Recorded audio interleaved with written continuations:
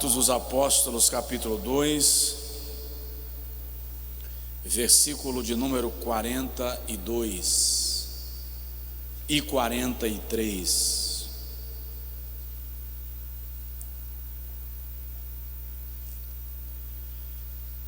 E perseveravam na doutrina dos apóstolos e na comunhão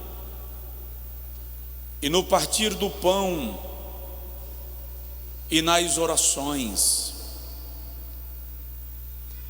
E em toda a alma havia temor, e muitas maravilhas e sinais se faziam pelos apóstolos. Quantos podem dizer amém?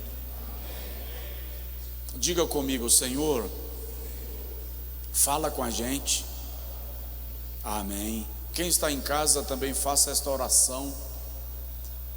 Deus tem nos desafiado a uma vida de obediência. Ele tem nos desafiado a uma vida de temor. E eu tenho dito sempre aqui ao longo desta série de mensagens que os milagres na igreja primitiva ocorriam em consequência destes pilares: observância dos fundamentos da fé, perseverança na doutrina, comunhão, relacionamento, unidade, partir do pão, que é a expressão do amor, da solidariedade, da empatia, oração, que define a nossa relação com Deus, a nossa espiritualidade, e temor, que define a nossa postura e o nosso testemunho. Em consequência disto, muitos sinais e prodígios se faziam por meio dos apóstolos, e eu estou insistindo sempre nisto. Nós queremos os milagres sem a doutrina, sem a comunhão, sem o partir do pão, sem as orações e sem o temor. Se a igreja voltar-se para esses fundamentos da sua vida, da sua fé, milagres serão consequências. Alguns anos atrás eu vi, quando começamos a dar nomes aos cultos, culto das maravilhas, culto dos milagres, tarde da bênção, os pastores mais antigos não gostavam disto. Eles criticavam com muita frequência, porque eles entendiam que o culto não precisava ter um nome. E eles argumentavam que antigamente os milagres não dependiam de uma tarde da bênção para acontecerem, não dependiam de um culto dos milagres para acontecerem. E eu não conseguia compreender o que eles estavam querendo dizer, e embora eu não concordasse com a defesa deles, e continuo discordando, eu acho que não altera em nada ter o culto dos milagres, a tarde da bênção, a vigília da intimidade, não altera a essência do nosso propósito. No entanto, se analisarmos a igreja primitiva, nós vamos perceber que milagres para ela era algo consequente. Em toda a alma havia temor, e o texto diz assim: todos os dias o Senhor fazia. Era tão comum, pastores, que os enfermos, quando não conseguiam chegar a Pedro, era um poço nas calçadas, para que Pedro, passando, a sua sombra os cobrisse. Mas sabe, irmãos, nós somos idiotas, que se Deus começar a usar alguém com milagres nesse nível, de bastar a sombra passar por cima do campo do doente e ele ser curado, o indivíduo vai ficar tão vaidoso, tão metido, que ninguém vai conseguir ter mais acesso a ele de jeito nenhum. E por que entre eles não havia esse envaidecimento? Porque em toda a alma havia temor. O temor anula a vaidade. O temor te revela que qualquer pontinha de engrandecimento próprio ofende a santidade e a grandeza de Deus. Se nós colocarmos em prática a perseverança na doutrina, na comunhão, no partir do pão, nas orações e no temor, milagres serão consequentes. Você vai orar em casa pelo enfermo, ele vai ser curado. Na rua você vai ser procurado para orar pelo enfermo, você vai orar e ele vai ser curado. Vai ser algo comum, normal.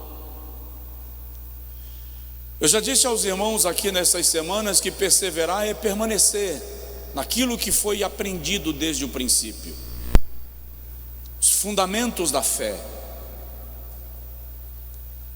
Eu estou tão convencido da importância do ensino da palavra, da pregação que ensina, que sempre faço menção de um texto de Joel no capítulo 2, versículo 21, salvo engano, quando o Senhor diz através de Joel: eu vos enviarei ensinador de justiça, e com ele a chuva a seu tempo. O ensino justo da palavra de Deus regula até as estações, organiza, coloca as coisas no seu devido lugar, estabelece, estabiliza. Salmo de número 104, o salmista diz que o Senhor envia a sua palavra e cura. Pela palavra ele cura. O ensino da palavra gera cura. Por isso eles perseveravam, permaneciam na doutrina. E eu já disse aos irmãos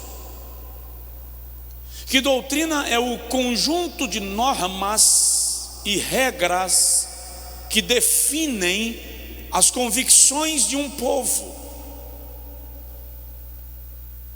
No caso da igreja primitiva, a doutrina dos apóstolos é uma referência ao bojo de ensinamentos do Senhor Jesus, passados aos apóstolos e consequentemente repassados à igreja, e eles faziam questão de permanecer,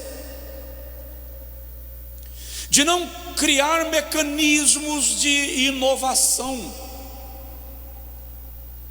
E já estudamos aqui sobre alguns aspectos da doutrina, inclusive da cilada da desobediência à sã doutrina. E entendi e aprendi que todas as vezes que a igreja tenta relativizar as verdades fundamentais da fé, ela perde seu parâmetro, ela fica vulnerável. Paulo diz que a igreja é coluna e firmeza da verdade. Também é de Paulo a expressão que diz: prega a palavra em tempo e fora de tempo. Ou seja, permanece fixo na doutrina. Ele diz a Timóteo assim: cuida de ti mesmo e da doutrina, ensino, orientação, direcionamento pastoral ou apostólico. Hoje eu quero falar um pouco, e na próxima semana a gente entra um pouco em comunhão. Não é que nós não estamos em comunhão, mas a gente começa a falar sobre comunhão. Mas hoje eu quero falar um pouco sobre os privilégios da obediência. Os privilégios da obediência.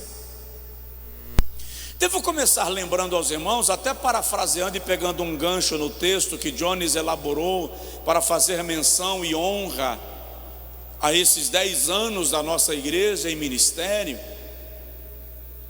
que obedecer nem sempre é tarefa simples. Porque obedecer naquilo que eu já estava predisposto é confortável.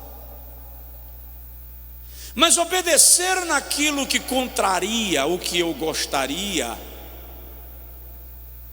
é sacrificial. Jesus narra a parábola de um pai que tinha 2 filhos. E ele chegou para o filho mais moço e disse: vai trabalhar na minha vinha. E o filho disse: não vou. E foi. Aí ele chega para o filho mais velho e diz: vai trabalhar na minha vinha. E o filho disse: vou. E não foi. Jesus então faz uma indagação: qual deles obedeceu ao pai? E ali Jesus está fazendo uma referência a Israel, o filho mais velho, e os gentios representados na igreja, aqueles que seriam salvos, representando o filho mais novo, ou representados no filho mais novo. A mesma aplicação ele faz na parábola do filho pródigo, onde o filho mais velho representa Israel e o filho mais moço representa os gentios. E em ambos os casos, Jesus está falando sobre princípio de obediência. E eu disse aqui essa semana que a grande incógnita do Éden não é qual o fruto que Adão comeu, porque pouco importa se foi maçã, manga, carambola. A questão ali era de princípio. O Senhor disse: não coma. Princípio de obediência. Todo ambiente e toda decisão pautada na rebeldia quebra um princípio. E todas as vezes que nós somos guiados pela desobediência, o princípio da obediência foi quebrado, nós sofreremos as consequências da rebeldia. Daí Samuel dizer a Saul que é melhor obedecer do que oferecer sacrifícios. E eu acho muito incrível como nós somos crentes de sacrifícios. Nós não temos problema de subir no monte para passar uma noite de oração no inverno. Quem já foi naquele monte que tem ali perto de Conceição da Feira ali, né?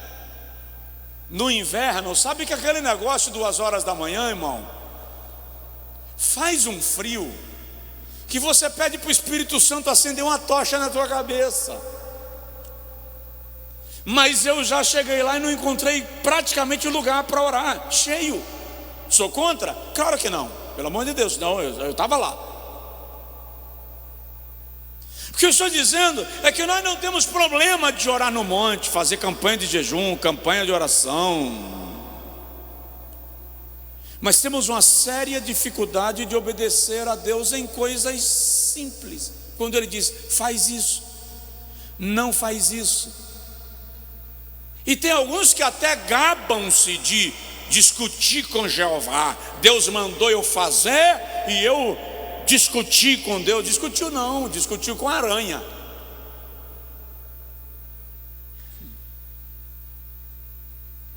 Eu não consigo pensar em alguém no Antigo Testamento mais íntimo de Deus do que Moisés.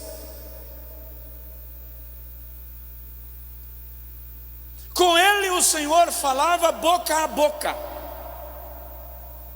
face a face no texto de língua portuguesa, mas o texto hebraico ali é boca a boca, tipo respiração boca a boca.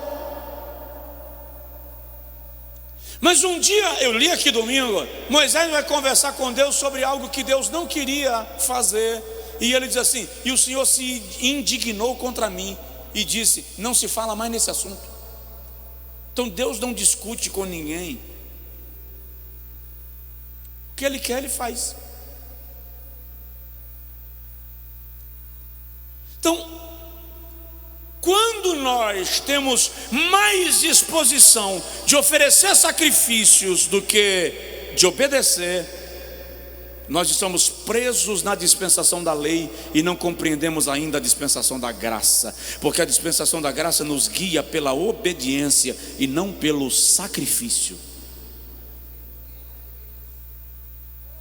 E o mais lindo disso, senhores pastores, senhoras, é que para Deus, eu disse aqui domingo, me parece que domingo, obediência não é resultado de medo. Deus não nos força a obedecer. A obediência é uma oferta que eu apresento a Deus. A obediência é uma oferta que eu apresento a Deus. É a minha predisposição de cumprir o seu mandar, a sua ordem. E vou dizer de novo, quando Deus te manda fazer algo que você está predisposto, é muito mais simples. Mas quando Deus te manda fazer algo que contraria teu propósito, você entra em choque.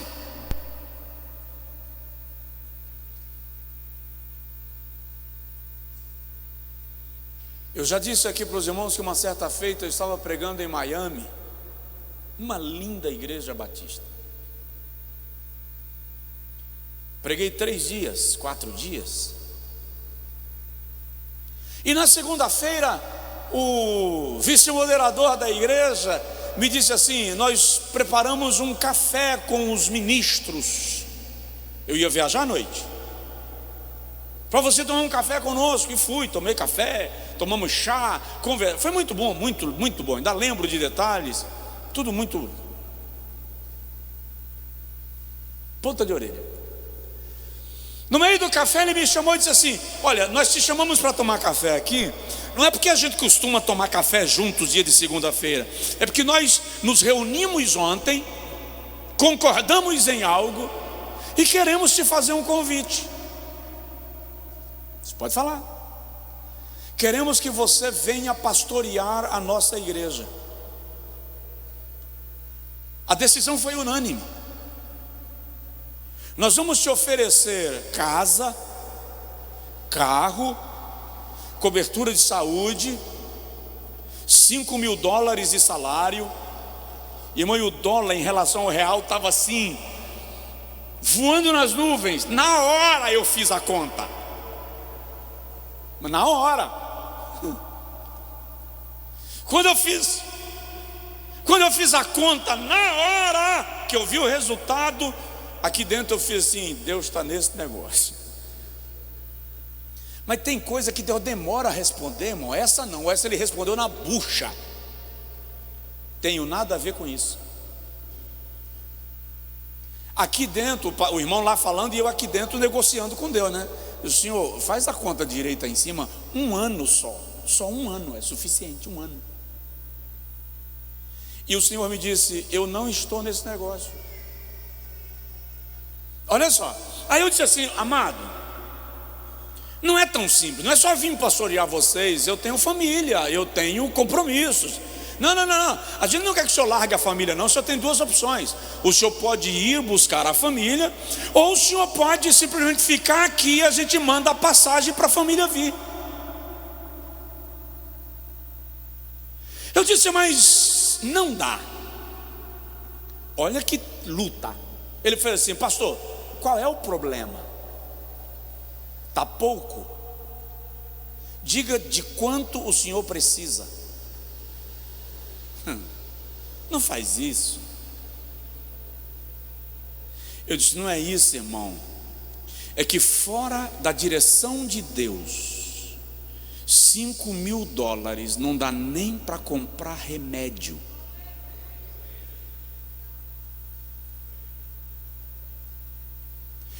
Eu e você precisamos entender que você estará bem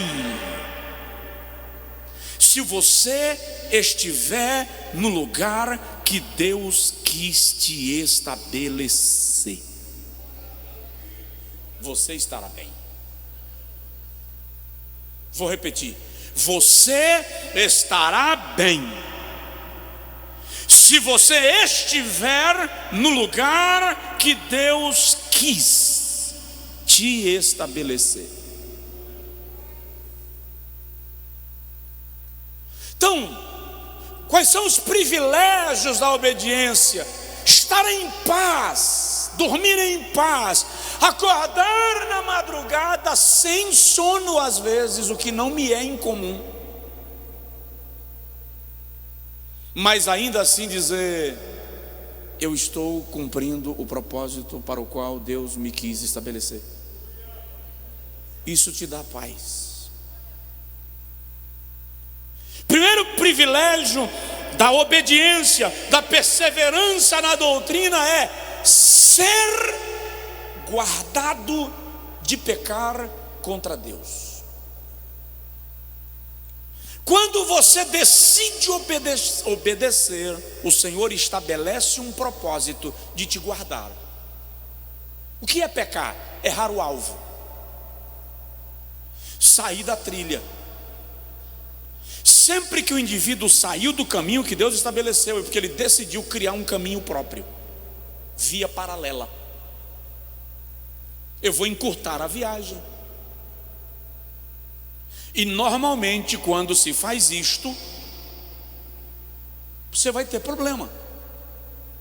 Sabe, quando você está na rodovia e de repente tem um congestionamento, eu fico... Porque você está lá na fila, atrás de uma centena de caminhões no congestionamento, aí uns caras espertos começam a sair pelo acostamento e vão te deixando para trás. E tem uns que passam, ainda dão uma buzinadinha e um legal. Agora, é legal mesmo, mais legal ainda, é quando ele vai subindo no acostamento, deixando todo mundo para trás. Quando chega lá em cima, uma viatura da polícia rodoviária. Aí fica o charme. O que é pecar?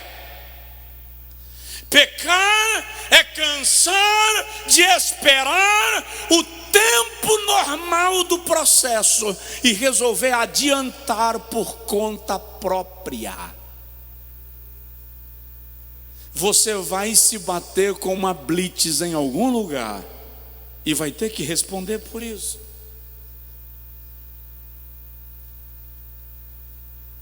Salmo de número 119, versículo 11, o salmista diz assim: escondi a tua palavra no meu coração, para eu não pecar contra ti. Primeiro livro de Samuel, capítulo 2, versículo 9, Ana está cantando, e no cântico de Ana está escrito assim: o Senhor guardará os pés dos seus santos. Por isso que no Salmo 121 diz assim: aquele que te guarda não tosqueneja. Dá um toque assim na esposa do seu lado, ou na mãe, ou no filho do seu lado, E se não tiver ninguém do seu lado, olha para alguém aí de longe e aponta assim que ele vai entender. E você está dizendo assim: o Senhor é quem te guarda. O Senhor é quem te guarda. Na primeira epístola de João, capítulo de número 2, versículo de número 14, João diz assim: eu vos escrevi, jovens, porque sois fortes, a palavra de Deus está em vós, e já vencestes o maligno.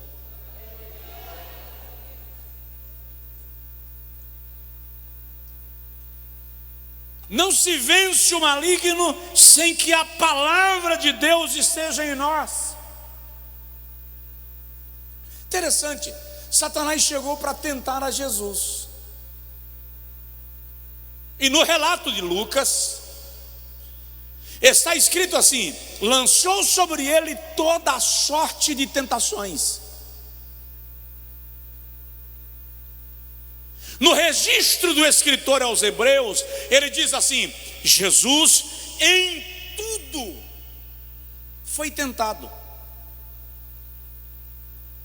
E quando Satanás aborda a Jesus na tentação, em nenhum momento você ouve Jesus dizendo: eu te repreendo. Jesus dizendo: eu te expulso em nome de Jesus.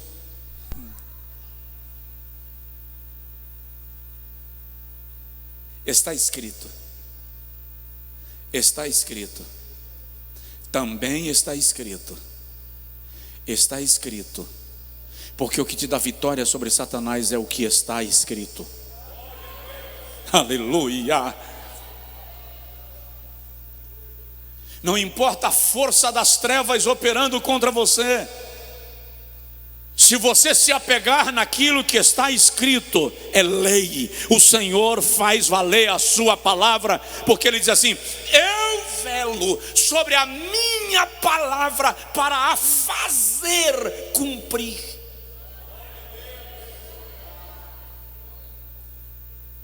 Essa semana eu conversei com um rapaz que me disse que fez uma aliança com uma entidade maligna e gostaria de retomar a sua posição na igreja, mas estava com muito medo, porque o demônio com quem ele fez uma aliança e um pacto estava ameaçando matá-lo. Pastor, o que eu faço? Eu disse para ele: simples, tome uma decisão. Que decisão? Decida se submeter à palavra de Deus. Por quê? Porque quando você decide se submeter à palavra de Deus, o Senhor Jesus toma a frente, te coloca atrás dele e diz para Satanás: para tocar nele vai ter que passar por mim, porque ele decidiu guardar a minha palavra.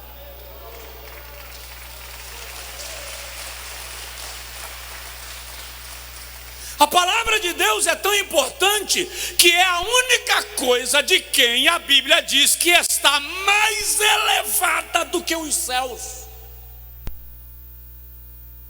Então eu não entendo e não consigo assimilar a coragem de alguém de distorcer a palavra na tentativa de enriquecer aquilo que já é a fonte de toda a riqueza.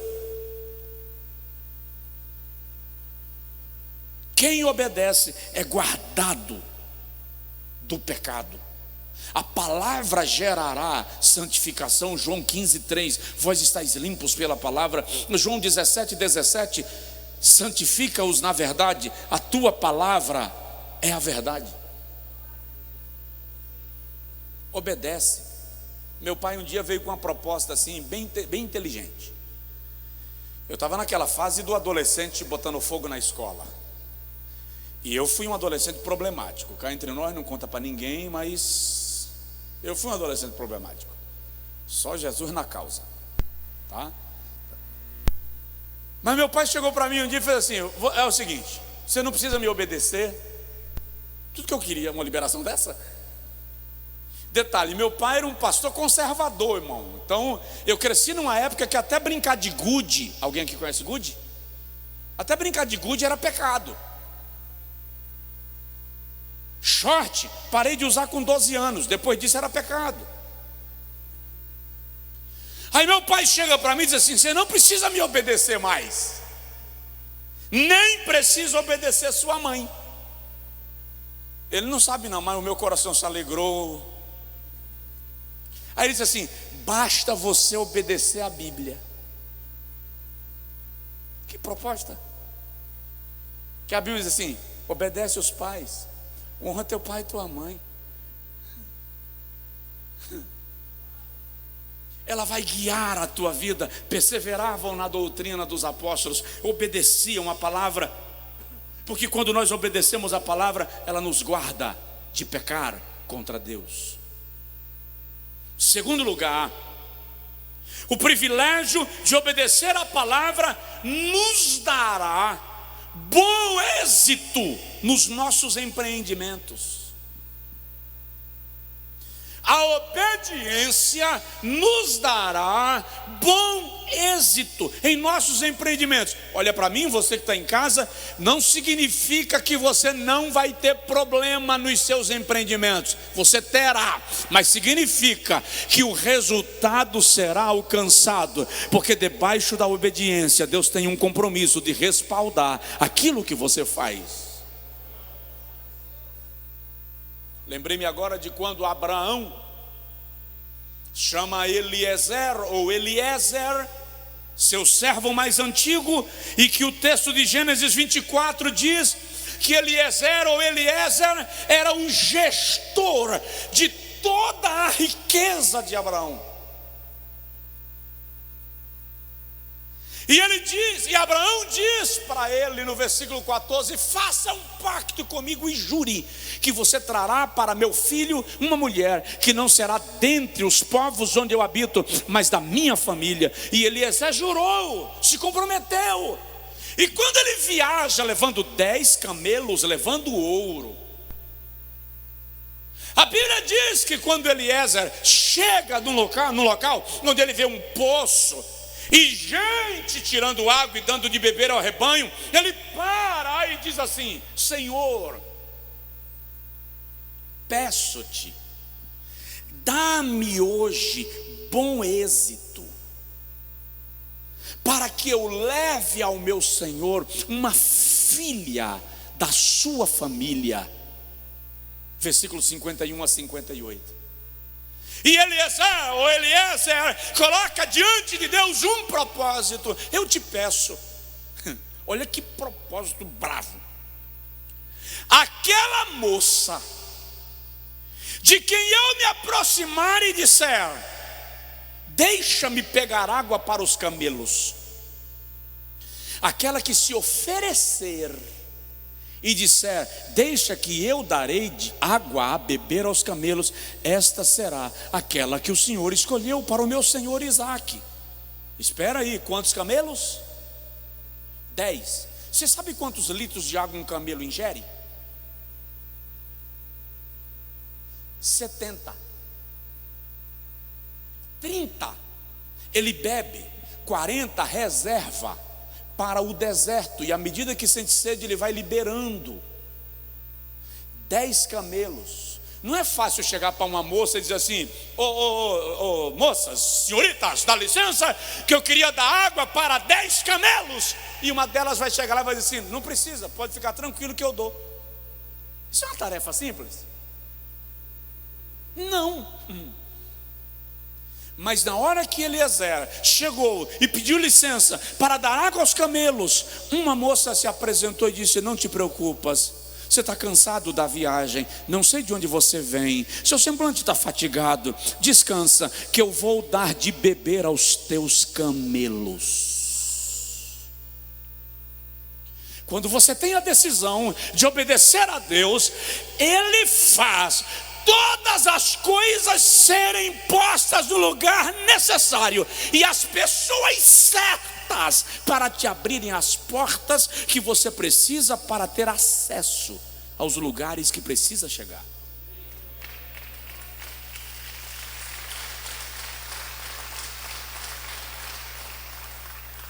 É incrível, ele move, ele vai fazendo as coisas acontecerem. Porque quando você decide fazer seguindo a direção de Deus, Ele te dará bom êxito. Por isso que o Senhor diz a Josué assim: medita na minha lei, Josué 1,7, de dia e de noite, porque ela te guardará de tropeçar o teu pé, e te fará bem sucedido por onde quer que andares.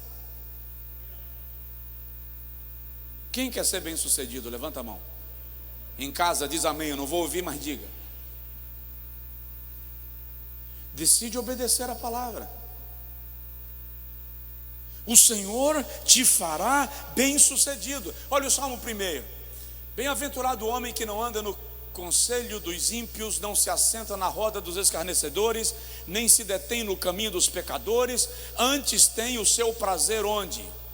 Na lei do Senhor, e na sua lei medita de dia e de noite, pois será como a árvore plantada junto a ribeiros de águas, a qual dá o seu fruto na estação própria, cujas folhas não caem, e tudo quanto fizer prosperará.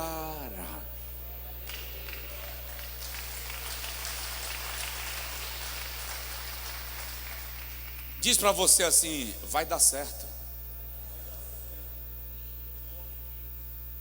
É só decidir perseverar na doutrina, obedecer à doutrina.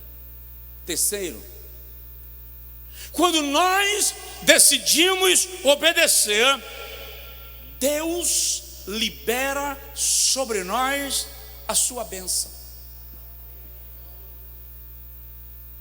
Crente não vive de sorte, crente vive sob bênção. Está debaixo de uma ordem divina para prosperar, para caminhar. E pelo amor de Jesus, quando o pastor Josué falar de prosperar ou prosperidade, não pense em cifrão. Porque prosperidade bíblica não é dinheiro. Eu conheço rico que não é próspero. Prosperidade bíblica é um conjunto de coisas harmonizadas, funcionando para um propósito na sua vida. Então, quando decidimos obedecer, o Senhor decide nos abençoar. Abraão, sai-te da tua terra, da casa do teu pai. Gênesis 12, de 1 a 5. Do meio da tua parentela, para a terra que eu haverei de te mostrar, e eu engrandecerei o teu nome, e te abençoarei, e tu serás uma bênção, e em ti serão benditas todas as famílias da terra. Versículo 5. Partiu, pois, Abrão, conforme o Senhor lhe ordenara. Saiu, obedeceu. Aí no capítulo 17 de Gênesis, versículo de número 1 até o versículo de número 3, o texto sagrado já está relatando a trajetória de Abrão. E na trajetória o Senhor aparece a Abrão e diz: eu sou Jeová Yahvé El Shaddai, o Deus Todo-Poderoso.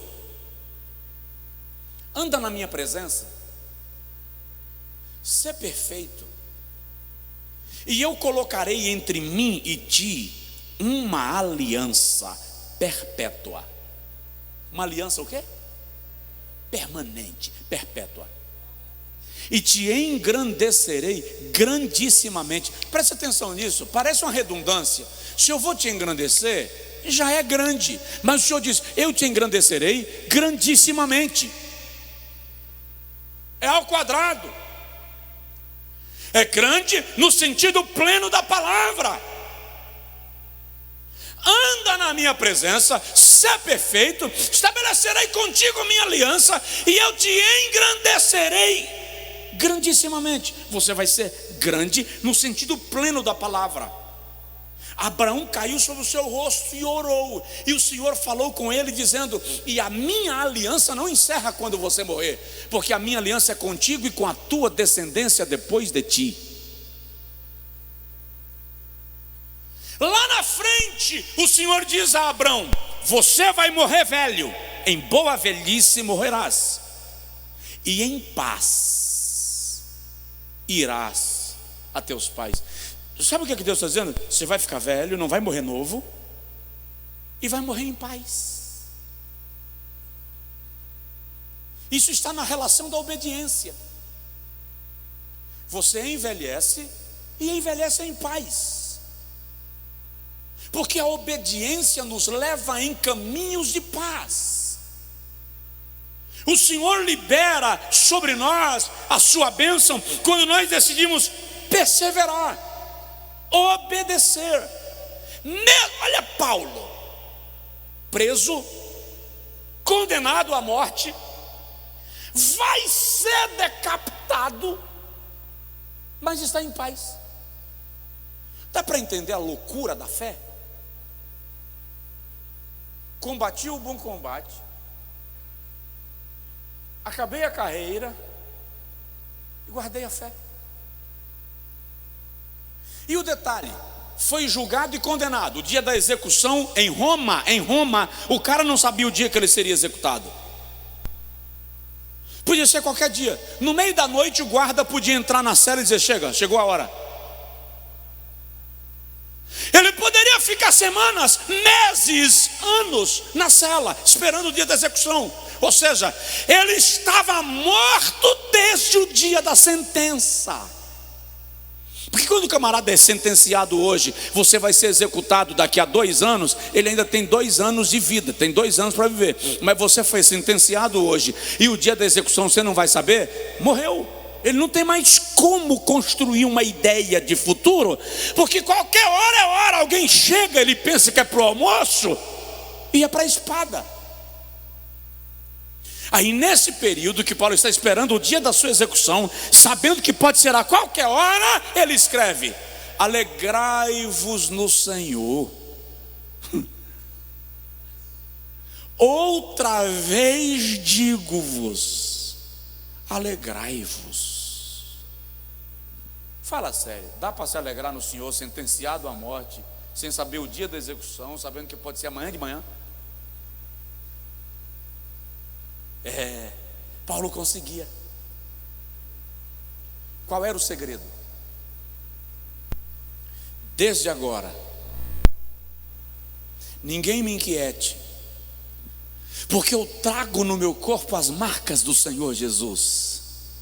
E eis que eu estou pronto, não apenas a ser preso, mas também a morrer, pela causa de Cristo.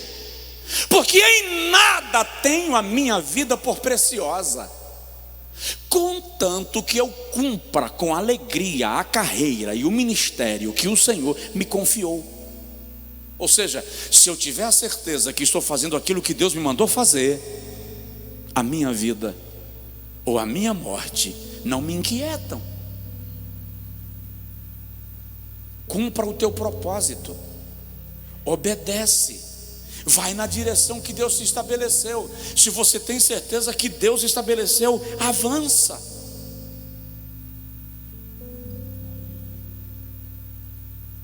E é muito gostoso quando você sabe que Deus sabe o que Deus mandou você fazer. Que o mundo está pegando fogo e você sabe que Deus te mandou ir. Você sabe que Deus te mandou ficar.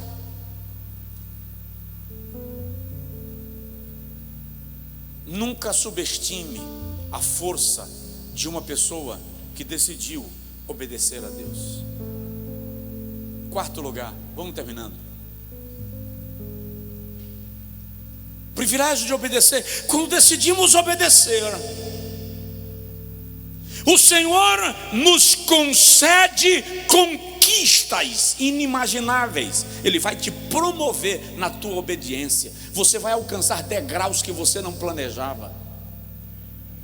Provoca aí a pessoa que está próxima, já vou repetir: é marido, é filho, é esposa, é mãe, e diz para ele assim: você vai crescer. E larga de angústia, larga de aflição, larga de ansiedade. Deus vai fazer, gente. Ele disse que vai fazer, Ele vai. Ele vai. José. Quando José chega no Egito, ele chega como escravo. Eu já vi pregador dizendo que José chegou no Egito como escravo e de repente era governador. Tá certo. Chegou no Egito com mais ou menos 17 anos e assumiu o trono e o anel de primeiro-ministro do império com a média de 30 a 33 anos. Se você pensa que 13 anos na prisão, na escravidão, na corrente, de repente,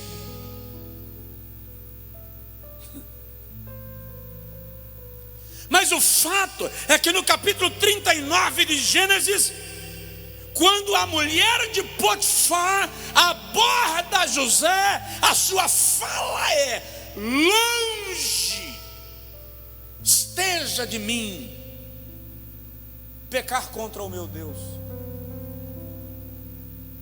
Ele é um escravo gerente, é quem gerencia os negócios de Potifar, ministro das forças armadas do Egito.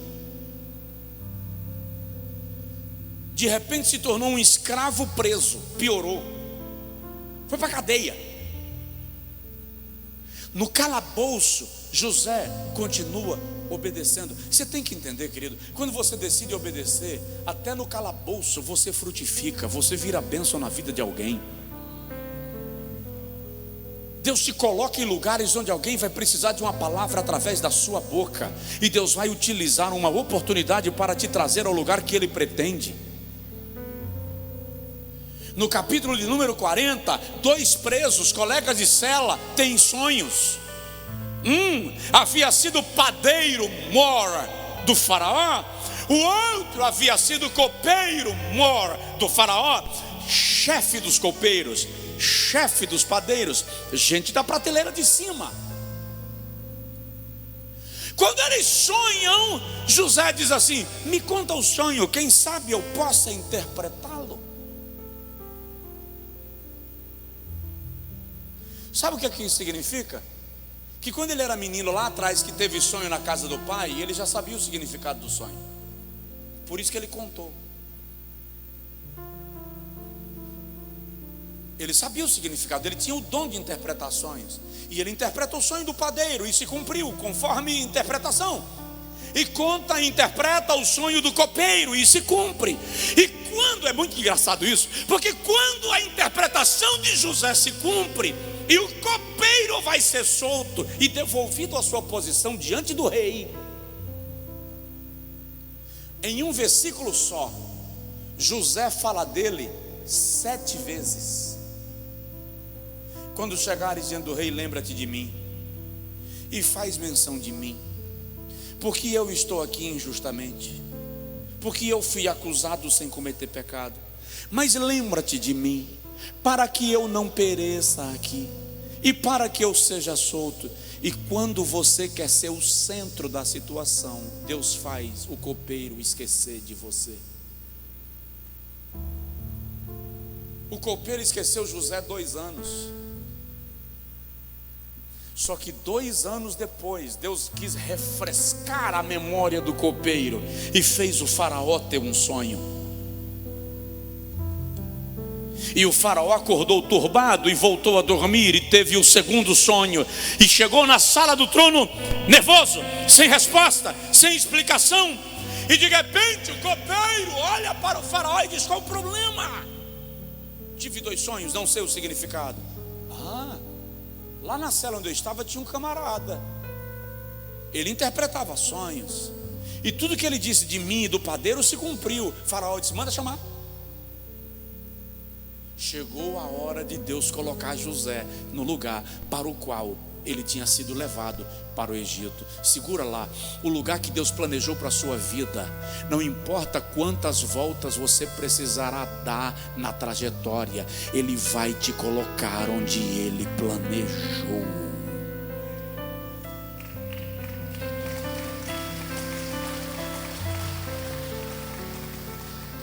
O problema é que a maioria de nós sofre do mesmo espírito de Jacó. Quer apressar as coisas.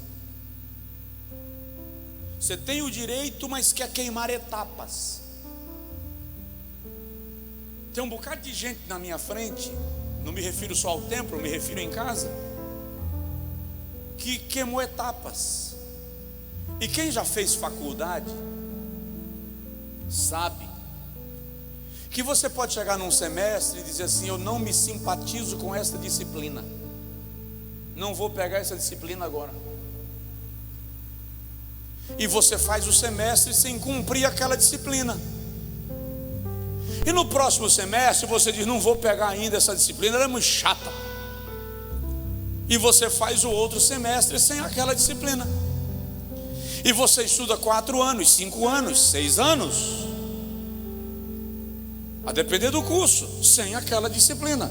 Mas na hora da formatura, quando você vai levantar os créditos, lá consta que você queimou uma disciplina, e não dá para concluir o curso sem voltar lá.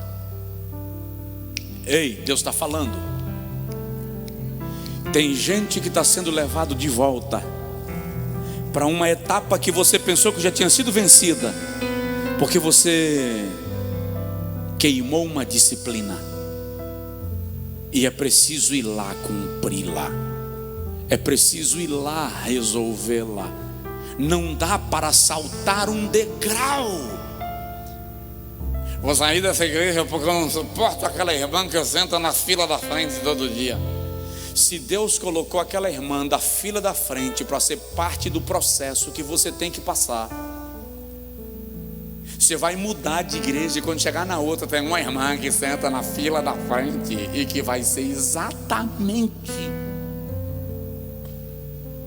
porque você tem uma etapa a cumprir. Não queime, passe pelo processo. Passe pelo processo. Deus está te treinando para o lugar que Ele planejou. Alguém pode dar glória a Deus e aleluia? Eu vou terminar. Quando decidimos obedecer, é o privilégio da obediência, e perseveravam na doutrina, permaneciam, obedeciam, não tentavam arranjar vias de inovação. Quem permanece será guardado na hora da tribulação. Apocalipse 3:10. Como guardaste a palavra, como guardaste a doutrina, como guardaste o ensino, como guardaste a revelação do meu pensamento, a minha palavra, também eu te guardarei da hora da tentação que há de vir sobre todo o mundo, para pôr à prova todos os que habitam sobre a terra.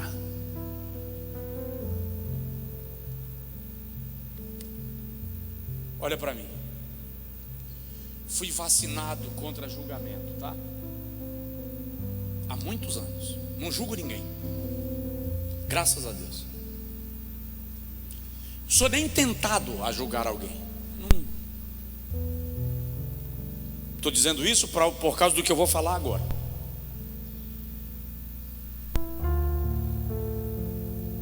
Eu estou orando, e eu não sou o cara que mais ora no mundo, pode ter certeza. Mas eu faço algumas indagações com Deus. E uma das indagações que eu tenho feito é: por que isso que a gente está vivendo agora? Aquilo que eu disse domingo: tem servos teus morrendo. Eu entendo o juízo sobre o mundo por causa da iniquidade, da rebeldia, a vituperação das coisas santas, mas a igreja.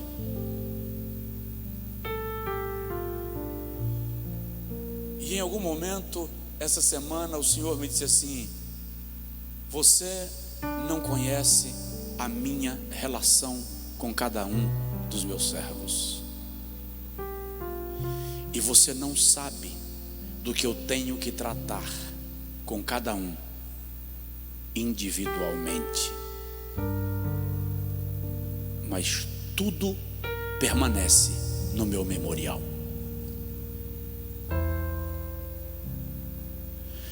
Tem coisas de você que eu não sei,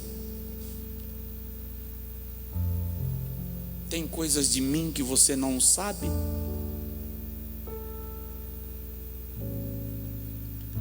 mas Deus sabe todas as coisas.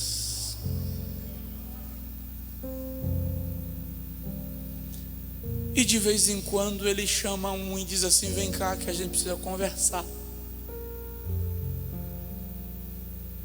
Hoje eu consigo entender uma postura que meu pai tinha que me revoltava. Meu pai nunca me dava uma surra na hora que eu errava, irmão Batista. Nunca. Eu lembro de uma vez que demorou tanto que eu pensei que ele tinha esquecido. Eu já estava dando glória a Deus. Graças a Deus que esqueceu. E olha que aquela foi pesada. Eu aprontei uma pesada. E ele largou de mão. Eu não lembro porque eu era menino, mas muito tempo depois meu pai me chamou: Josué, não vou dizer como é que ele me chama não, tá? Ai, ai. Josué, lembra daquele dia que você fez assim, assim, assim, assim? Lembro. Lembra que eu te falei que eu ia te dar uma sua? Eu lembro, mas pensei que eu já tinha esquecido. Esqueci não, é hoje. Mas como é que você apanha se você não tem mais nem o gosto da desobediência? Eu vou te dar 12 bolos de palmatória, irmão. E meu pai tinha 2 palmatórias que ele ainda resolvia dar nome. O nome de uma era Dofina, a outra eu nem lembro, graças a Deus. Até o dia que eu dei fim nas 2. Até hoje ele procura. E quantas vezes a gente pensa que Deus esqueceu? Aí quando o tempo passa, ele diz assim: vem cá para a gente conversar. Por isso que arrependimento é o caminho que nos salva. Porque a única forma de tratar o erro é com arrependimento, confissão e conversão. Enquanto não houverem esses 3 estágios na vida, a pendência está lá. Quando há arrependimento, confissão e conversão, a misericórdia do Senhor opera para salvamento, para livramento, para proteção. E aí o resto fica por conta dele, saber como vai tratar com cada um. O Senhor está te guardando, o Senhor está nos guardando, o Senhor é quem nos guarda, e está tratando com cada um de nós individualmente. Alguém diz amém? Vamos terminar? Quando você obedece, o Senhor reserva para você coroa da vida. Aquele que perseverar até o fim será salvo.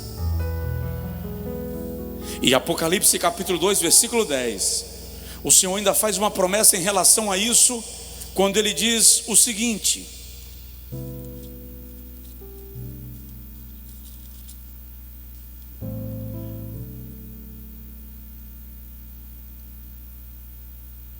nada temais das coisas que hás de padecer. Eis que o diabo lançará alguns de vós na prisão, para que sejais tentados, e tereis uma tribulação de 10 dias. Sê fiel. Sê fiel. Provoca aí a pessoa do lado e diz: sê fiel até a morte, e dar-te-ei a coroa da vida. Fica de pé, por favor. Esse é o privilégio de obedecer.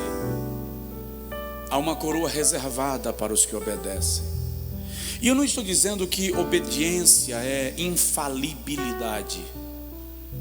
Nós somos falíveis, somos falhos. A natureza do pecado de algum modo está em nós. Mas obediência é a determinação de não permanecer no erro. É a determinação de aceitar a repreensão do Pai e mudar de postura. Isto é espírito de obediência. Por que Deus diz que Israel tem dura cerviz? Porque Israel estava todo dia teimando nas mesmas coisas. Por que Davi erra tantas quantas vezes e Deus não retira uma revelação de sobre Davi, homem segundo o meu coração? Tanto Deus não retira que essa expressão se repete no Novo Testamento. Como? Porque você não vai encontrar Davi cometendo o mesmo erro duas vezes. Nenhuma vez. O seu arrependimento gerava uma mudança tão genuína que ele mudava a sua rota, sua trajetória, seu destino. Decida obedecer. Vou repetir porque só um ouviu. Decida obedecer. Perseveravam na doutrina. Persevere, segure, aguenta firme. Está difícil, mas a graça de Deus está sobre você.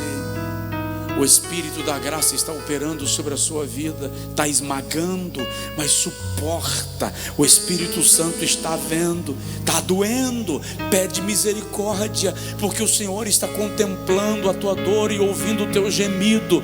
Aguente firme, você vai atravessar esta nuvem de desafio, você vai atravessar o deserto de provação, você vai atravessar o mar vermelho, a nuvem cinzenta.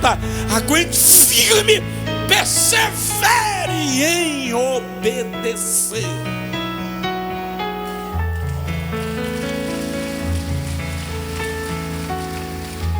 E ninguém venha com gracinha dizendo que é fácil, que obedecer é diversão. Se eu vi um pregador dizendo, ser crente é tão bom que é uma diversão. No dia que a tua fé for uma diversão, a igreja é o parque errado. A fé nunca foi diversão. Pelo contrário, já foi para muitos tribulação. Mas ainda assim, ser fiel até a morte, e dar-te-ei a coroa da vida. Levante assim a mão comigo e diga comigo: Senhor, sozinho eu não aguento, mas debaixo da tua graça e no poder do teu Espírito, eu sei que é possível. Eu rendo a ti a minha vida e eu submeto ao Senhor a minha vontade. Eu decido fazer a tua vontade, em nome de Jesus.